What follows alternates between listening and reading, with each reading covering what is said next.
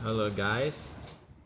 Okay, today I will show you how to know the winding in the ceiling fan.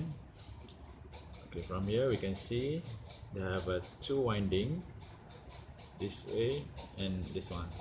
So the inner winding is the run winding. Okay, and then the outer winding is the starting winding. The starting winding we are connect with the capacitor.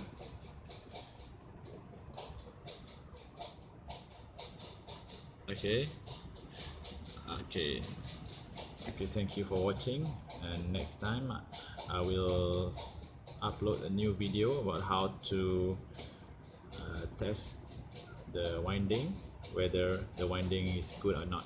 Thank you.